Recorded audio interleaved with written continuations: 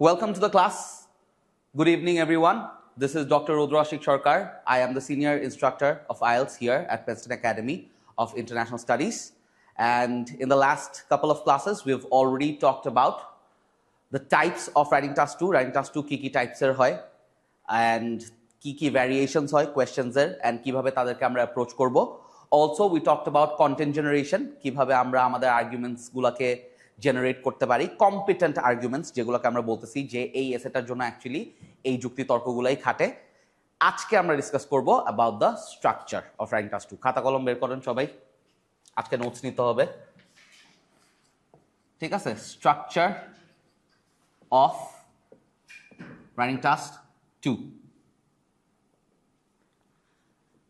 ঠিক আছে? So I will just run down through the previous discussion for a while and then we will get into today's discussion. Okay, so basically আমরা writing task 2 নিয়ে যখন কথা বলা শুরু করছি আমরা অনেকগুলা ব্যাপার নিয়ে আলোচনা করছি। ফার্স্টলি আমরা আমাদের মার্কিং ক্রাইটেরিয়া নিয়ে আলোচনা করছি। এই ব্যাপারটা সম্পর্কে অলরেডি সবাই অ্যাওয়্যার যে আমাদের 4টা মার্কিং ক্রাইটেরিয়া থাকবে এন্ড কি থাকবে আমাদের? Task response, coherence and cohesion, grammatical range and accuracy, lexical resources, ঠিক আছে? সো এই 4টা জিনিসের উপরে আমাদেরকে মেইনলি মার্কিং করা হবে, সেটা রাইটিং টাস্ক 1 এর জন্য হোক বা 2 এর জন্য হোক। রাইটিং টাস্ক 2 এর ক্ষেত্রে আমরা যেটা বলছিলাম যে টাস্ক রেসপন্স বলতে আমরা কি বুঝি, 3টা জিনিস বুঝতেছি। নাম্বার 1, আইডেন্টিফাইং দ্য টাস্ক, আমি আমার টাস্কটাকে ঠিকমতো চিনতে পারতেছি কিনা কি। Starting the task based on that identification, আমি আমার টাস্কটাকে চিনে টাস্কটাকে লেখা শুরু করতে পারতেছি নাকি ঠিকমতো, which basically means writing the introduction, and completing the task or finishing the task, মানে আমি আমার ওয়ার্ড লিমিটটা রিচ করতে পারতেছি নাকি। এই 3টা জিনিস হচ্ছে আমাদের টাস্ক রেসপন্স। এরপর আসতেছে coherence and cohesion. Coherence and কোহেশনের ক্ষেত্রে 4টা কথা বলছিলাম আমরা রাইটিং টাস্ক 2 এর ক্ষেত্রে। কোহেরেন্স বলতে আমরা 2টা জিনিস বলছি। Number 1 being logical and number 2 being relevant. আমি যাই লিখতেছি লজিক্যালি লিখতেছি নাকি, এবং যাই লিখতেছি টপিকের সাথে রেলেভেন্ট হয়ে লিখতেছি নাকি, সামঞ্জস্যতা রেখে লিখতেছি নাকি। অ্যান্ড কোহেশন বলতে আমরা 2টা জিনিস বুঝছি রাইটিং টাস্ক 2 এর জন্য। Having a connection between your logics and your writing, মানে এই যে আমরা এত কিছু লিখতেছি আমাদের খাতার মধ্যে, আমাদের এসেটার মধ্যে, আমরা সবকিছুর মধ্যে একটা সিনক্রোনাইজেশন মেনটেন করতে পারছি নাকি, একটা জেল ফ্যাক্টর এস্টাবলিশ করতে পারছি নাকি। এই হইল গিয়ে cohesion. And also writing task 2 এর ক্ষেত্রে একটা এক্সট্রা কথা আমরা বলছি, that is the ability to categorise your arguments according to importance, যে আমাদের ইম্পর্টেন্ট কথাবার্তাগুলো আমরা আগে নিয়ে আসতে পারতেছি নাকি, অ্যান্ড লেসার ইম্পর্টেন্ট কথাবার্তাগুলো পরে নিয়ে আসতে পারতেছি নাকি। এই জিনিসটাও দেখা হবে রাইটিং টাস্ক 2 এর ক্ষেত্রে, which is a part of the coherence and cohesion. এই জিনিসটা আমরা কিভাবে অ্যাচিভ করবো, এই কোহেশনটা, এটাও কিন্তু আপনাদেরকে শেখানো হয়েছে, ঠিক আছে? থ্রু দ্য 7 পয়েন্ট পার্সপেক্টিভ, এটাতে আমি আসতেছি, ঠিক আছে? So that is your coherence and cohesion. এরপর আসতেছে grammatical range and accuracy, and বারবার বলতেছি grammatical range and accuracy is the most important marking criteria. এটা নিয়ে অনেক কথাবার্তা হয়েছে আমাদের, ঠিক আছে? অ্যান্ড গ্রামাটিক্যাল রেঞ্জ অ্যান্ড অ্যাকুরেসির মধ্যে যদি মেজর প্রবলেমস থাকে তাইলে it will become very difficult for you to score a 6 in the writing module. And there is no sugar coating it, একদম সোজা সাপটা কথা। Grammatical range and accuracy and spelling, এই 2টা জিনিসে যদি মেজর প্রবলেমস থাকে তাইলে 6 উঠানো অনেক কষ্টকর হয়ে যাবে রাইটিং এর ক্ষেত্রে, ঠিক আছে? ফাইনালি আসতেছে আমাদের লেক্সিক্যাল রিসোর্সেস। লেক্সিক্যাল রিসোর্সেসে 2টা জিনিস দেখা হবে বলছিলাম। নাম্বার 1 এই যে আমাদের স্পেলিং, অ্যান্ড নাম্বার 2 হচ্ছে ভোক্যাবস, ঠিক আছে? এমনি ভালো ভালো সুন্দর সুন্দর ওয়ার্ডস ইউজ করতে পারছি নাকি। তাহলে স্পেলিং এর ব্যাপারে যেটা বলছি ওইটাই, যে স্পেলিং মিস্টেকস আর the same as grammatical mistakes. Grammatical মিস্টেক্সটা আমার খাতার উপরে যে ইম্প্যাক্টটা ফেলবে, এক্সামিনারের যত মেজাজ খারাপ করবে, স্পেলিং মিস্টেক্স ইকুয়ালি বা তার থেকেও বেশি মেজাজ খারাপ করবে এক্সামিনারের, ঠিক আছে? সো স্পেলিং মিস্টেক্স কোনোভাবেই করা যাবে না, because these are considered to be basic mistakes. And basic mistakes আপনি যদি করেন তাহলে এক্সামিনার চিন্তা করবে এর তো বেসিকেই সমস্যা আছে, তাইলে এর বাকি লেখাটা পড়ে আমার তেমন কোনো লাভ নেই, অ্যান্ড আপনাকে একটা লামসাম নাম্বার দিয়ে নেক্সট খাতায় চলে যাবে, ঠিক আছে? এটাই রিয়ালিটি, এটাই হয়, ঠিক আছে? Okay fine. এরপরে আমরা ভোক্যাবস নিয়ে আলোচনা করছি, এন্ড ভোক্যাবে অনেক কথাবার্তা আমরা বলছি, বাট একটা কথা ছিল আমাদের main point, that is using the right words in the right place is more important than using fancy or difficult words, ঠিক আছে? ভোক্যাবস আর ইম্পর্টেন্ট, বাট বাকি সব কিছু যদি আপনি ঠিক রাখেন, ভোক্যাবস আপনার আসলে ভোক্যাবস নিয়ে এত বেশি মাথা ঘামানোর দরকার নাই। And the reason I am saying this is not because যে ভোক্যাবস আমাদের দরকার নেই, ভোক্যাবস অবশ্যই দরকার আছে, বাট বাকি সবকিছু আগে ঠিক রাখতে হবে, তারপরে ভোক্যাবসের কথা চিন্তা করবে এক্সামিনার। আপনার টাস্ক রেসপন্সই ঠিক নাই, আপনার কোহেরেন্স এন্ড কোহেশনের সমস্যা আছে, আপনার গ্রামাটিক্যাল রেঞ্জ এন্ড অ্যাকুরেসি কিছুই হচ্ছে না, ভোক্যাবসের দিকে যাবেই না এক্সামিনার, ঠিক আছে? আর আপনি যদি ভালো ভালো ওয়ার্ডস ইউজ করেও ফেলেন তাইলেও কোনো লাভ নেই, বিকজ বাকি জিনিসগুলোতে আপনি অ্যাচিভ করতে পারতেছেন না, ঠিক আছে? সো ভোক্যাবস অনেক পরে চিন্তা। ভোক্যাবস আমাদের যতটুকু শব্দ ভান্ডার আছে, আমাদের যতটুকু ভোক্যাবুলারি আছে, ততটুকুই ইনাফ আমাদেরকে একটা রেসপেক্টেবল স্কোর পাওয়ানোর জন্য। এরপরে আমি যদি চিন্তা করি যে না, আমার আরো ভালো একটা স্কোর আমি টার্গেট করতে চাই, উইচ ইজ লাইক 7.5, সেই ক্ষেত্রে আমি চিন্তা করব কিছু ভালো ভালো ওয়ার্ড শিখে এবং তাদের মিনিং আর ইউজেজ সম্পর্কে 100% ক্লিয়ার হয়ে তারপরেই আমি ওই ওয়ার্ডগুলোকে ইউজ করতে যাব, অর এলস আমি ওই ওয়ার্ডগুলোকে ইউজ করার চেষ্টা করব না। বিকজ আমি যদি ভুল জায়গায় ভুল ওয়ার্ড ইউজ করে ফেলি, তাহলে লেক্সিক্যাল রিসোর্সের নাম্বার তো পাবোই না, উল্টা এক্সামিনার নাম্বার কাটতে বাধ্য হবে। ঠিক আছে? সো আমার রিস্কে যাওয়ার দরকার নেই, আমি যতটুকু আমার আয়ত্তের মধ্যে আছে অতটুকুই আমি বেস্ট ভাবে ইউজ করি। ঠিক আছে, আমার কথাটা কি ক্লিয়ার? তাহলে that was your marking criteria. অনেকবার আলোচনা করছি, আবার মনে করাই দিলাম। ওকে, এরপরে আমরা আমাদের টাইপস অফ রাইটিং টাস্ক 2 নিয়ে আলোচনা করছি, যে আমাদের অ্যাকচুয়ালি কি কি টাইপের রাইটিং টাস্ক 2 থাকবে অ্যান্ড আমরা কিভাবে তাদেরকে অ্যাপ্রোচ করতে পারি বা কোনটা লিখার অ্যাপ্রোচটা আসলে কিরকম হওয়া উচিত। সো আমরা ডিসকাস করলাম যে আমাদের 4 টাইপের রাইটিং টাস্ক 2 আছে। কি কি? Number 1 argumentative essay, number 2 opinion based essay, number 3 cause effect and solution based essays, and number 4 advantage disadvantage based essays. ঠিক আছে, তাইলে এই হলো কি আমাদের 4 টাইপের writing task 2। Quickly I will give you a rundown of the entire discussion. আমরা argumentative নিয়ে সবার আগে আলোচনা করছি। আর্গুমেন্টেটিভ এসে ক্যান বি অফ 3 টাইপস। ঠিক আছে, সো যদি আমাদের টাইপ এ আসে তাইলে কোয়েশ্চেন হইতে পারে do you agree or disagree, যেখানে আমাদের যে কোনো একটা সাইড নিয়ে কথা বলতে হবে, হয় এগ্রি করতে হবে বা ডিসএগ্রি করতে হবে, and that is why this is called single sided argumentative. যদি টাইপ বি আসে তাহলে কোয়েশ্চেন হবে to what extent do you agree or disagree. এখানে আমরা যে কোনো একটা সাইড নিয়েও কথা বলতে পারবো, আবার একটা সাইডকে প্রায়োরিটাইজ করে আরেকটা সাইডকেও আমরা উত্থাপন করতে পারবো বা তুলে ধরতে পারবো। সো এটাকে বলা হয় পার্শিয়াল আর্গুমেন্টেটিভ। আর টাইপ সি যদি আসে তাহলে কোয়েশ্চেন হবে ডিসকাস বোথ দিস ভিউজ, যেখানে আমাদের কোনো চয়েস নাই, দুই সাইড নিয়ে আমাদের ইকুয়াল আলোচনা করতে হবে, এন্ড এটাকে বলা হচ্ছে ডাবল সাইডেড আর্গুমেন্টেটিভ। তাহলে single sided argumentative, partial argumentative, double sided argumentative. ঠিক আছে, এই হইল গিয়ে আমাদের আর্গুমেন্টেটিভ এসে। এরপর আসতেছে opinion based essay. Opinion based এসেতেও আমরা বলছি কোয়েশ্চেন 3 ভাবে আসতে পারে। What is your opinion regarding this, directly আমাদের ওপিনিয়নটা চেয়ে ফেলতে পারে। Why has this happen, how has this happen, কোয়েশ্চেনের মাধ্যমে আমাদের ওপিনিয়ন চাইতে পারে। আর is this a positive or negative development, মানে জিনিসটা কি ভালো হয়েছে নাকি খারাপ হয়েছে, এই অ্যাঙ্গেল থেকেও আমাদের ওপিনিয়নটা চাইতে পারে। যেটাই হোক না কেন, আর্গুমেন্টেটিভ এসের সাথে ওপিনিয়ন বেসড এসের ডিফারেন্স হচ্ছে আর্গুমেন্টেটিভ এসেতে আমরা যে কোনো একটা সাইড নিয়ে কথা বলতেছি বা একটা সাইডকে প্রায়োরিটাইজ করে কথা বলতেছি বা পক্ষ বিপক্ষে যাচ্ছি। ওপিনিয়ন বেসডে এরকম কোনো পক্ষ বিপক্ষ বা কোনো সাইড নেওয়ার আমাদের দরকার নেই, আমরা ওভারঅল আমাদের ওপিনিয়ন নিয়ে ডিসকাস করব। ঠিক আছে, এরপর আসতেছে cause effect and solution, and cause effect and solution was very self explanatory. একটা প্রবলেম দিবে, ওটার কজ ইফেক্ট আর সলিউশন নিয়ে আমাদের কথা বলতে হবে। এরপর আসতেছে অ্যাডভান্টেজ ডিসঅ্যাডভান্টেজ, অ্যাডভান্টেজ ডিসঅ্যাডভান্টেজও ভেরি সেলফ এক্সপ্লেনেটরি। একটা টপিক দিবে, ওটার অ্যাডভান্টেজ আর ডিসঅ্যাডভান্টেজ নিয়ে কথা বলতে হবে। বাট এইখানে আমাদেরকে একটা নতুন টাইপের কোয়েশ্চেন তারা দেওয়া শুরু করছে।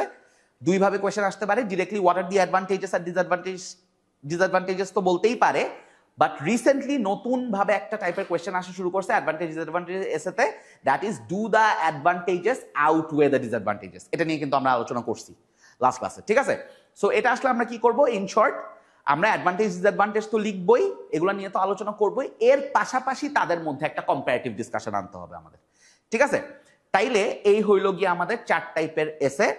কোনটাকে কিভাবে অ্যাপ্রোচ করতে হয় এটা নিয়ে আমরা ইন ডিটেইলস আলোচনা করে ফেলছি। আজকে আমরা আমাদের স্ট্রাকচারটা নিয়ে কথা বলবো, যে এই এসেগুলোকে আমরা কিভাবে স্ট্রাকচার করতে পারবো। But before we move on to the structure, আমাদের আরেকটা জিনিসও খুবই ইম্পর্টেন্ট ছিল, the discussion of content generation. ঠিক আছে, যে আমরা কিভাবে আসলে আমাদের এসেগুলোর জন্য কম্পিটেন্ট বা যোগ্য আর্গুমেন্টস বানাবো। এন্ড আমরা এই জিনিসটা নিয়ে একটা ওয়াইড ব্রড ডিসকাশন করলাম যে আসলে কন্টেন্ট জেনারেশনটা is a problem for us because we tend to make things very personal. ঠিক আছে, আমরা সবসময় পার্সোনাল পার্সপেক্টিভ থেকে চিন্তা করি, বাট একাডেমিক এসের ক্ষেত্রে, রাইটিং টাস্ক 2 এর ক্ষেত্রে আমাদের national international perspective, broader perspective থেকে চিন্তা করতে হবে। ঠিক আছে, সো এই কন্টেন্টটাকে জেনারেট করার জন্য বা এসের সাথে রিলেভেন্ট কন্টেন্ট বানানোর জন্য আমরা একটা টেকনিক নিয়ে কথা বলছি, that is the 7 point perspective, যেখানে আমরা জানতে পারলাম যে 7টা পার্সপেক্টিভ থেকে চিন্তা করলে যে কোনো এসের জন্য, সেটা পক্ষে হোক বা বিপক্ষে হোক বা ওপিনিয়ন বেসড হোক বা কজ ইফেক্ট হোক, আমরা কম্পিটেন্ট আর্গুমেন্টস বা কম্পিটেন্ট লজিক আমরা নিয়ে আসতে পারবো। ঠিক আছে, তাহলে কি কি ছিল আমাদের 7 পয়েন্ট পার্সপেক্টিভে? Economic, social, cultural, environmental, educational, religious, political. ঠিক আছে, that was our 7 point perspective. And এখান থেকে আমরা অ্যানালাইজ করছি যে কিভাবে যে কোনো এসের জন্য যে কোনো সাইডের জন্য আমরা 3-4টা মিনিমাম 3-4টা কম্পিটেন্ট স্ট্রং আর্গুমেন্টস বানায় ফেলতে পারবো। ঠিক আছে, তাহলে আমাদের সব ফাউন্ডেশন দেওয়া শেষ। কিভাবে এসএ কে চিনবো এটা আমরা জেনে গেছি, কিভাবে অ্যাপ্রোচ করব এটা আমরা জেনে গেছি, তাদের জন্য কিভাবে কন্টেন্ট বানাবো এটা আমরা জেনে গেছি। এখন আমরা জাস্ট জানবো যে কিভাবে তাদেরকে জাস্ট স্ট্রাকচারালি আমরা সাজায় লিখতে পারি। ঠিক আছে, সো আজকে রাইটিং টাস্ক 2 এর যে স্ট্রাকচারটা আমি আপনাদেরকে শিখাবো, একাডেমিক এসে যে স্ট্রাকচারটা শিখাবো, this is going to be the most standardise structure of writing an academic essay. And এই স্ট্রাকচারটা শুধুমাত্র আপনাদেরকে আইএলটিএস পরীক্ষাতে না, জীবনে যে কোনো পর্যায়ে আপনাদের যদি একটা একাডেমিক এসে লেখা লাগে, অ্যান্ড লাগবেই ভবিষ্যতে, তাইলে দিস উইল হেল্প ইউ। ঠিক আছে, সো খুবই ইনডেপথ একটা ডিসকাশন হবে টু রাইট দ্য বেস্ট এসে for your IELTS exam. Okay, so let's talk about it. Firstly আমরা আমাদের প্যারাগ্রাফের ডিভিশনটা নিয়ে একটু কথা বলি। আমরা জানি যে আমাদের এসেটা আমাদের 3টা ভাগে লিখতে হবে, যে কোনো এসে আমাদের 3টা ভাগে লিখতে হয়, রাইট? কি কি আছে? Introduction, body, conclusion, right? আমরা রাইটিং টাস্ক 1 এর ক্ষেত্রে বলছিলাম যে আমাদের কনক্লুশন লেখার প্রয়োজন নাই। কেন প্রয়োজন নেই এটা আমরা ইতিমধ্যে জানি, বাট রাইটিং টাস্ক 2 এর ক্ষেত্রে কিন্তু কনক্লুশন লেখাটা ম্যান্ডেটরি। সো রাইটিং টাস্ক 1 এর ক্ষেত্রে আরেকটা জিনিস ছিল যে বডি প্যারাগ্রাফ একটা লিখলেই হচ্ছে, বাট রাইটিং টাস্ক 2 এর ক্ষেত্রে কিন্তু বডি প্যারাগ্রাফ একটা লিখলে হবে না। সো আমরা প্যারাগ্রাফের ডিভিশনটা আগে একটু জানি যে আমাদের আসলে আইডিয়ালি রাইটিং টাস্ক 2 তে কয়টা প্যারাগ্রাফ লেখা উচিত। তাইলে সবার আগে আসতেছে আমাদের ইন্ট্রোডাকশন। তাহলে ইন্ট্রোডাকশনে আমরা লিখব 1 প্যারা। এরপর আসতেছে আমাদের বডি। বডিতে আমরা লিখব 3 to 4 paras, minimum 2 paras, maximum 4 paras, but standard বা অ্যাভারেজ হচ্ছে 3 প্যারাস। বাট 2টার কম লিখতে পারবো না, 4টার বেশি লিখতে পারবো না। ঠিক আছে, এন্ড এটা ডিপেন্ড করতেছে যে আমার কাছে কয়টা স্ট্রং বা কম্পিটেন্ট আর্গুমেন্টস আছে। তাইলে আমরা আমাদের লাস্ট ক্লাসে যে টপিকটা নিয়ে আলোচনা করতেছিলাম ওটার জন্য আমরা 3টা কম্পিটেন্ট আর্গুমেন্ট বানাইছি, 3টা স্ট্রং আর্গুমেন্ট বানাইছি। তাহলে আমি 3টা বডি প্যারাগ্রাফ লিখবো। যদি আমার কাছে 2টা স্ট্রং আর্গুমেন্ট থাকে 2টা বডি প্যারাগ্রাফ লিখবো, সমস্যা নেই। ঠিক আছে, বাট 3টা লিখাটা ইজ দ্য স্ট্যান্ডার্ড। বাট 4টার বেশিও আবার লিখবো না, অনেক বেশিও লিখে ফেলবো না। ঠিক আছে,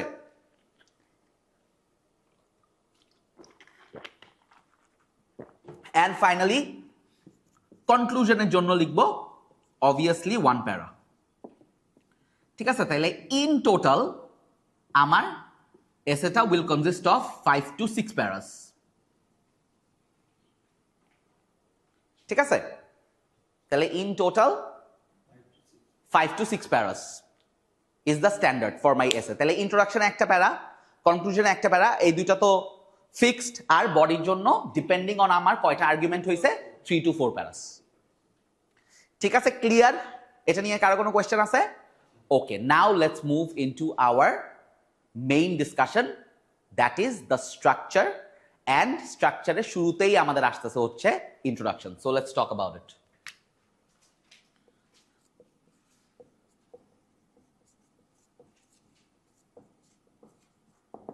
ঠিক আছে, ওকে। তাইলে প্রথমেই যে কথাটা বলতে চাই, that is introduction is the most important part of your essay. ঠিক আছে, কেন? 2 reasons. Number 1, it is a part of the task response. আমরা টাস্ক রেসপন্সের মধ্যে জানতে পারছি যে আমার ইন্ট্রোডাকশনটা আমি ভালো মতো লিখতে পারছি নাকি। সেকেন্ড পয়েন্টটা ছিল starting the task based on the identification. So আমি আমার টাস্কটাকে চিনে টাস্কটাকে লেখা শুরু করতে পারছি নাকি, উইচ মিনস আমি আমার ইন্ট্রোডাকশনটা ঠিক মতো লিখতে পারছি নাকি। এটা ছিল আমাদের মার্কিং ক্রাইটেরিয়ার একটা অংশ। সো ইন্ট্রোডাকশনটা is very important for me. Secondly, the more important reason I would say is your introduction is your first impression to the examiner, and আমরা জানি first impression is the last impression. ঠিক আছে, বা best impression. ঠিক আছে, so আপনার যদি first ইমপ্রেশনটাই ভালো না হয় এক্সামিনারের কাছে, তাহলে কিন্তু বাকি ইমপ্রেশনটা ভালো হবে না। ঠিক আছে, সো ইউজুয়ালি এইটাই হয় আসলে, যে এক্সামিনার আপনার বাকি এসেটা এত বেশি কেয়ারফুলি পড়বে না, ইন্ট্রোডাকশনটাই সে খুব ভালোভাবে পড়বে। ঠিক আছে, সো ইন্ট্রোডাকশনটা ভালো করে লেখাটা becomes imperative for us, becomes very important for us. And sadly এই ইন্ট্রোডাকশনটাকেই আমরা most of the Times ignore করি, আমরা ভালোভাবে বা সুন্দরভাবে লিখতে চাই না। কেন লিখতে চাই না? বিকজ আমরা একটা ইজি ওয়ে আউট চাই। অ্যান্ড সেই ইজি ওয়ে আউটটা কি? সবাই দেখবেন যার সাথেই কথা বলেন আপনি, ইন্ট্রোডাকশন কিভাবে লিখতে হবে বলবে প্যারাফ্রেজ করবা, প্যারাফ্রেজ করবা, প্যারাফ্রেজ করবা। ঠিক আছে, তাই না? এটাই বলে না সবাই?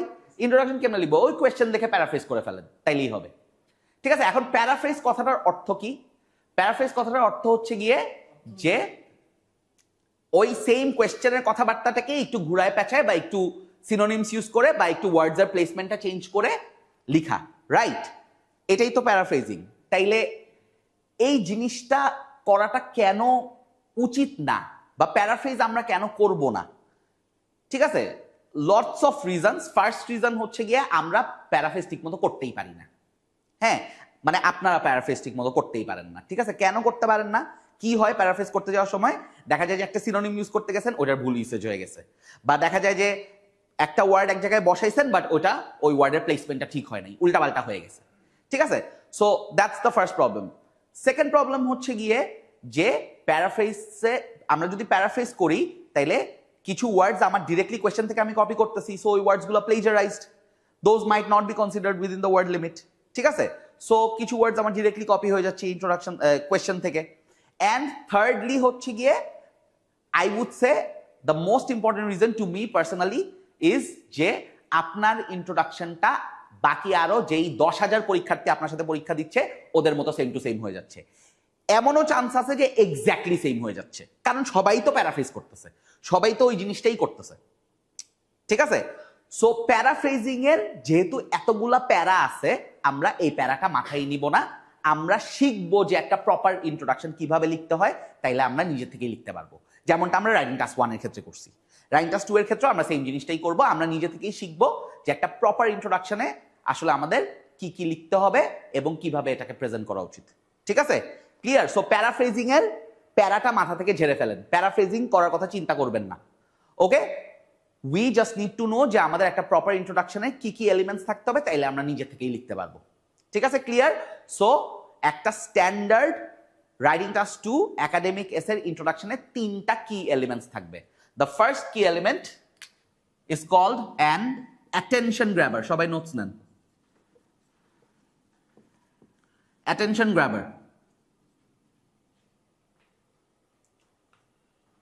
ঠিক আছে, the first element is called an attention grabber. ATTENTION grabber. GRABBER. Attention grabber. ঠিক আছে, এই attention grabber জিনিসটা কি আর এটার কাজটা কি? ঠিক আছে, সো ফার্স্টলি হচ্ছে attention grabber কথাটা বলতে আমরা কি বুঝতেছি, এটা সহজভাবে আপনাদেরকে বোঝানোর জন্যই এভাবে লেখা হয়েছে। এটার একটা ভালো নাম আছে। ঠিক আছে, ওকে, সো এই জিনিসটা কি অ্যাটেনশন গ্র্যাবার, এই কথাটা দিয়ে কি বুঝতেছেন বলেন? রাইট, অ্যাটেনশনটা গ্র্যাব করবে। ঠিক আছে, এরকম কিছু একটা। So that is exactly what an attention grabber is, যে এমন একটা লাইন দিয়ে আমার এসেটাকে আমি শুরু করব যেটা এক্সামিনারের অ্যাটেনশনটা আমার খাতার দিকে নিয়ে আসবে বা আমার লেখাটার দিকে নিয়ে আসবে।